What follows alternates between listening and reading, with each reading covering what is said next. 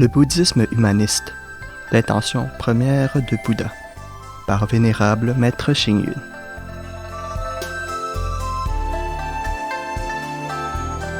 La vie de sagesse spirituelle est éternellement nouvelle. Qui suis-je? Nous pouvons réfléchir ensemble sur cette question. Est-ce moi, ce corps formé des 4 putins? Les quelques dizaines d'années passées dans ce monde représentent-elles la vie? Si oui, ce serait trop dommage, trop insignifiant. Qu'est-ce que l'homme? C'est passer par tous les temps, sans changer, et vivre des milliers de kalpas durant, tout en restant nouveau. C'est disposer des 10 directions en horizontale et des 3 temps en vertical. Être un grand homme, c'est là la raison pour laquelle nous nous efforçons de suivre la voie bouddhique. En plus du corps physique, notre vie de sagesse spirituelle est éternelle et immortelle. Une telle vie est si heureuse, si significative. Ainsi, le moi dans Qui suis-je n'est pas ce corps physique, mais un véritable moi. Nous devons le connaître et le perfectionner. Dès qu'on a compris que le vrai moi a une vie infinie et indestructible, il n'y a plus ni frayeur, ni méprise ou illusion.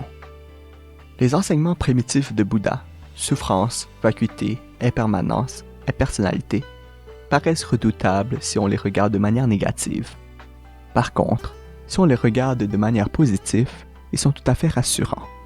Pour le bouddhisme humaniste, l'intention première du Bouddha et son explication des vérités ont pour objectif de donner aux hommes l'espoir et non la crainte, car tous les dharmas sont d'origine naturelle. La souffrance, la vacuité, l'impermanence et l'impersonnalité ne sont tous bénéfiques. De nombreuses explications sur la vie et l'univers données par Bouddha ont été progressivement prouvées par les innombrables recherches scientifiques ultérieures. Malgré cela, 2600 ans après son parinirvana, il existe encore de nombreux propos énoncés par Bouddha qui n'ont pas été totalement éclairés par la science la plus avancée de l'époque contemporaine. Par exemple, à l'époque, par sa sagesse, Bouddha révèle que la Terre a la forme d'un fruit nommé Amalaka, et la Terre d'aujourd'hui n'est-elle pas réputée d'être de forme sphérique? Plus de 1800 ans après Bouddha, Nicolas Copernic, 1473 à 1543, révèle lui aussi le système héliocentrique incluant la Terre.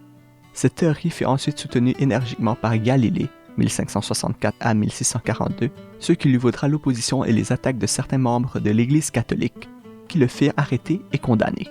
Ce n'est que près d'un siècle plus tard que Newton, 1643 à 1727, confirma la véracité de cette doctrine.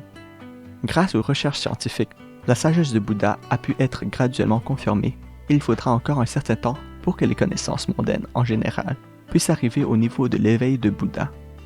C'est encore Bouddha qui a dit « Bouddha contemple le verre d'eau et il voit 84 000 insectes. » Or, les scientifiques d'aujourd'hui ne voient-ils pas d'innombrables microbes dans une goutte d'eau avec leur microscope? Avant que la science ne soit développée, qui a pu énoncer ces sages paroles? Et dans le chapitre 65 du Tsadharma Smriti Upasthana Sutra, Bouddha explique qu'il y a environ 80 types d'organismes vivant dans le corps humain. Ces organismes que les recherches scientifiques contemporaines décrivent sous le terme de parasites. De même, dans le chapitre 2 du Surangama Sutra, il est dit, avec la pointe d'un poil, il peut englober les terres des 10 directions. Cette notion de l'univers, où l'unité et la pluralité concordent, et où le grand et le petit s'assistent, est aussi approuvée par les physiciens de mécanique quantique de l'époque actuelle.